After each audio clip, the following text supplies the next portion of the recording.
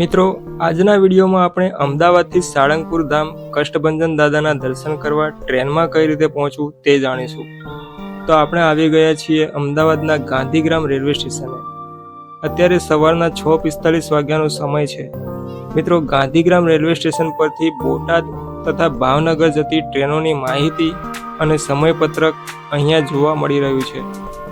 આપણે ટ્રેનમાં સફર કરતી વખતે ટ્રેનના સમય, ટિકિટના દર અને વચ્ચે આવતા સ્ટેશનોની માહિતી આપીશું.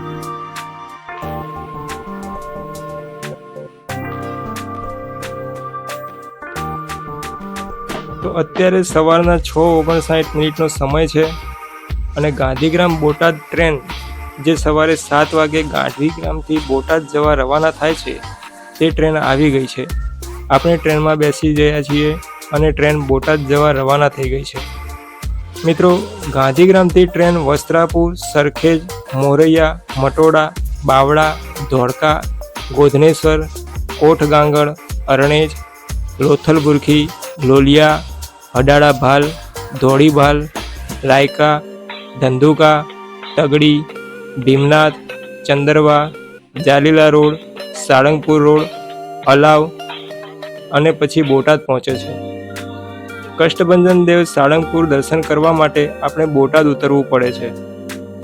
ગાંધીગ્રામથી બોટાદ જવા માટે લોકલ ટ્રેન ગાંધીગ્રામ બોટાદ સવારે 7 વાગે તથા સાંજે 6:50 વાગે ઉપડે છે અને એક્સપ્રેસ ટ્રેન ગાંધીગ્રામ ભાવનગર સવારે 6:35 વાગે તથા ગાંધીગ્રામ બોટાદ સવારે 9:15 વાગે તથા સાબરમતી ભાવનગર સાંજે 4:30 વાગે ઉપડે છે. અને બોટાદથી ગાંધીગ્રામ આવવા માટે બોટાદ ગાંધીગ્રામ લોકલ ટ્રેન બોટાદથી સવારે 5 વાગે અને સાંજે 5 વાગે ઉપડે છે તથા એક્સપ્રેસ ટ્રેન ભાવનગર સાબરમતી સવારે 6 વાગે તથા બોટાદ ગાંધીગ્રામ બપોરે 2 વાગે અને ભાવનગર ગાંધીગ્રામ સાંજે 5 વાગે ઉપડે છે. મિત્રો, લોકલ ટ્રેનમાં ગાંધીગ્રામથી બોટાદનું ભાડું મોટા માટે 35 રૂપિયા અને 5 થી 12 વર્ષના બાળકની અડધી ટિકિટ લાગશે તથા એક્સપ્રેસ ટ્રેનમાં ગાંધીગ્રામથી બોટાદનું ભાડું મોટા માટે 90 રૂપિયા અને બાળકો માટે અડધી ટિકિટ લાગશે. તો આપણે અમદાવાદથી બોટાદ આવતી ટ્રેનોની સંપૂર્ણ માહિતી જોઈ અને હવે આપણે બોટાદ રેલવે સ્ટેશને આવી ગયા છીએ. તો મિત્રો, બોટાદથી સાળંગપુર કષ્ટભંજન દેવના મંદિરે જવા માટે બોટાદ રેલવે સ્ટેશનની બહાર નીકળતા સિટી બસ રૂટ નંબર 2 અને સિટી બસ રૂટ નંબર 4 પરથી મળી રહેશે. આ સિટી બસમાં બોટાદથી સાળંગપુર દાદાના મંદિરનું ભાડું ફક્ત 12 રૂપિયા છે. આ બસ દાદાના મંદિરે ઉતારશે અને બોટાદથી રિક્ષામાં સાળંગપુર જવું હોય તો 30 રૂપિયા ભાડું લાગશે. તો આપણે સાળંગપુર ધામ શ્રી કષ્ટભંજન દેવના મંદિરે પહોંચી ગયા છીએ.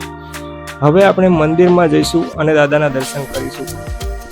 તો મિત્રો, આ વિડીયોમાં આપણે અમદાવાદથી સાળંગપુર કષ્ટભંજન દેવ દાદાના દર્શન કરવા ટ્રેનમાં કઈ રીતે પહોંચવું તેની માહિતી આપી. જો આ વિડીયો ગમ્યો હોય તો લાઈક કરજો, શેર કરજો અને હા, મારી ચેનલને સબસ્ક્રાઈબ કરવાનું ભૂલતા નહીં. અને આવા નવા વિડીયો જોવા માટે મારી સાથે બન્યા રહેજો. જય કષ્ટભંજન દેવ.